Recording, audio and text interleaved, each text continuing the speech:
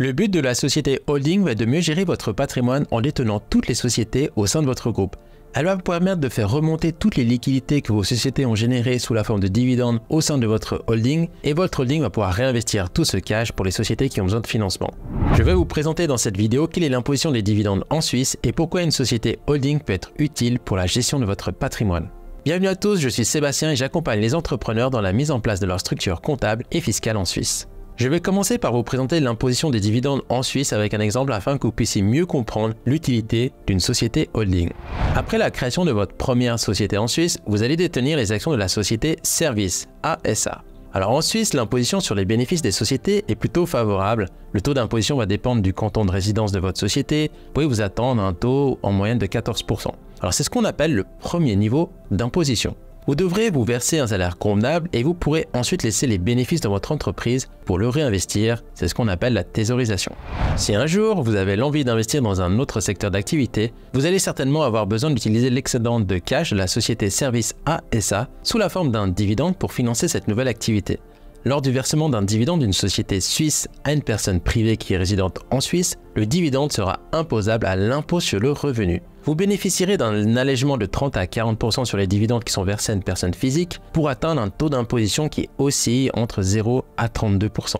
Admettons que la société Service ASA décide de vous verser un dividende de 200 000 francs. Dans ce cas-là, la société Service ASA devra prélever un impôt anticipé de 35%.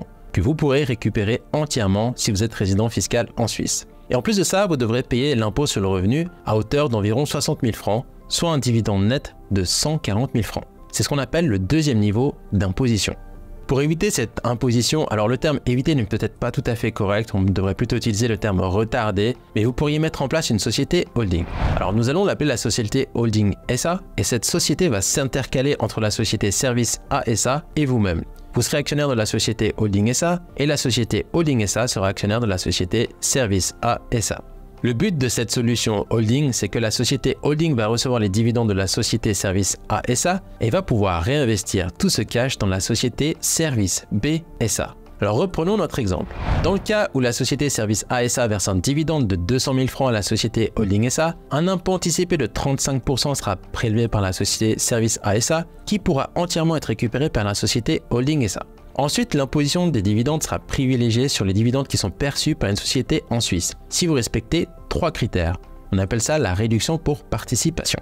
Premièrement, la société possède 10% au moins du capital action ou du capital social d'une autre société.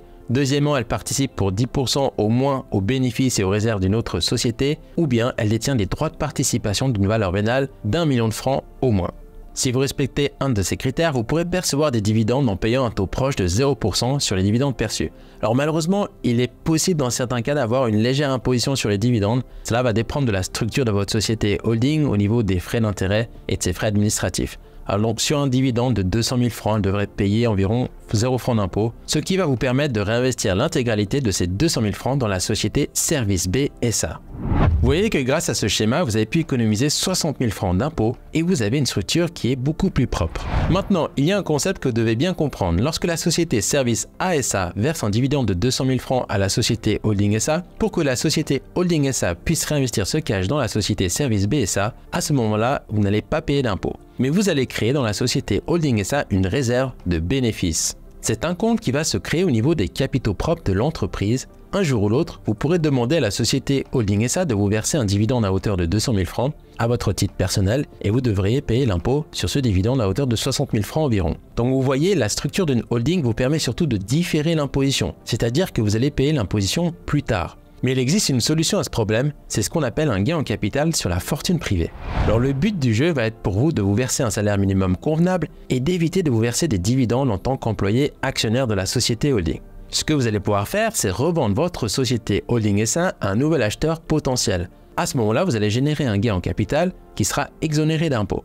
Par contre, il y a certains critères à respecter pour faire cette transaction en franchise d'impôt. Je vous invite à consulter ma prochaine vidéo sur ce sujet.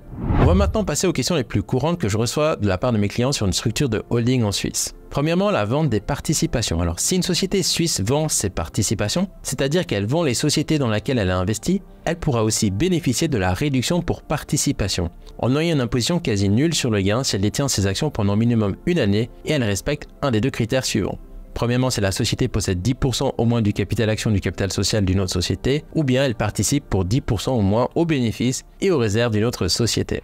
Donc, admettons que la société Holding SA fasse un gain de 500 000 francs suite à la vente de services BSA. Elle va donc générer un gain en ne payant presque aucun impôt. Mais elle va générer des réserves de bénéfices à hauteur de 500 000 francs dans ses comptes qui seront imposables le jour où la société Holding SA versera un dividende à son actionnaire.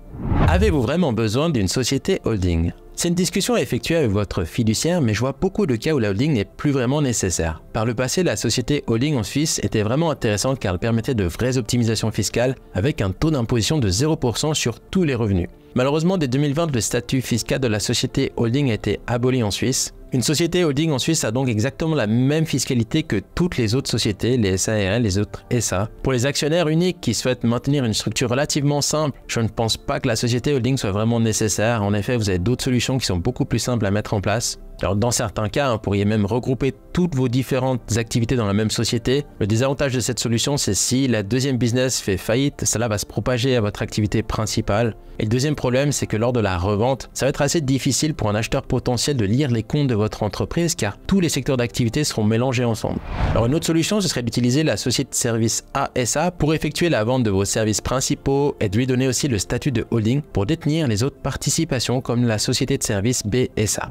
Dans les structures, vous avez des sociétés à l'étranger. Quand vous allez vouloir inclure des sociétés étrangères dans votre groupe, vous devez prendre en considération deux éléments. Premièrement, c'est l'impôt anticipé ou bien l'impôt à la source sur les dividendes. Alors à chaque fois, les sociétés, quand elles vont verser des dividendes, elles devront payer cet impôt qui pourrait être partiellement ou bien intégralement être récupéré par la société mère. Alors dans ce type de schéma, il vaut mieux mettre des sociétés suisses comme holding si vous êtes résident fiscal en Suisse. Et deuxièmement, ce sont les refacturations entre sociétés. Alors il faut essayer de créer de la substance dans les pays où les taux d'imposition sont faibles et refacturer des prestations à vos sociétés où les taux d'imposition sont élevés. Comme ça, vous allez pouvoir déduire les frais. Je vous donne un petit exemple. Vous allez avoir une société en Suisse qui détient vos ressources humaines, votre directeur financier, la gestion du marketing, etc. Vous pourrez donc refacturer à des sociétés filles en France, par exemple. Vous allez donc générer des revenus en Suisse imposables à 14% et vous allez mettre des charges déductibles dans une société en France avec un taux d'imposition à 25%. Si vous souhaitez revoir la structure de votre patrimoine, n'hésitez pas à me contacter avec le lien en description. À très bientôt!